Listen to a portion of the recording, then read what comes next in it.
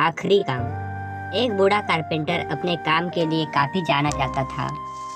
उसकी बनाए लकड़ी के घर दूर दूर तक प्रसिद्ध थे, पर अब बूढ़ा हो जाने के कारण उसने सोचा कि बाकी की जिंदगी आराम से गुजारी जाए और वह अगले दिन सुबह सुबह अपने मालिक के पास पहुंचा और बोला, ठेकेदार साहब, मैंने बरसों आपकी सेवा की है, पर अब मैं बाकी का समय आराम में पूजा पाठ में बिताना चाहता हूँ। कृपया मुझे काम छोड़ने की अनुमति दे। ठेकेदार कारपेंटर को बहुत मानता था, इसीलिए उसे देख ये सुनकर थोड़ा दुख हुआ, पर वो कारपेंटर को निराश नहीं करना चाहता था। उसने कहा, आप यहाँ के सबसे अनुभवी व्यक्ति हैं। आपकी काम कमी यहाँ कोई नहीं पूरी कर पाएगा, लेकिन मैं आपसे निवेदन करता हूँ कि जाने से पहले एक आखिरी काम करते जाइए। जी, क्या काम करना है? कारपेंटर ने पूछा। मैं चाहता हूँ कि आप जाते जाते हमारे लिए एक और लकड़ी का घर तैयार कर दीजिए।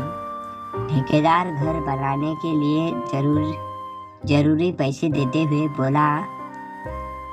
कारपेंटर इस काम के लिए तैयार हो गया।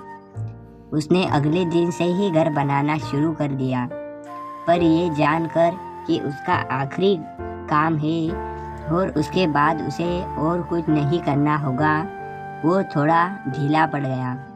पहले जहाँ वह बड़ी सावधानी से लकड़ियाँ चुनता और काटता, वहाँ अब बस काम चलाऊ तरीके से सब करने लगा।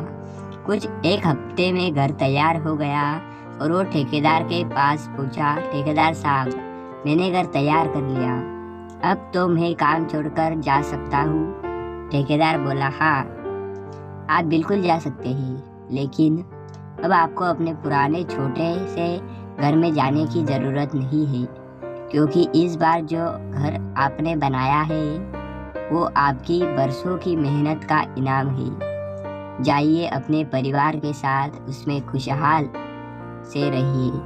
कारपेंटर यह सुनकर स्तब्ध रह गया।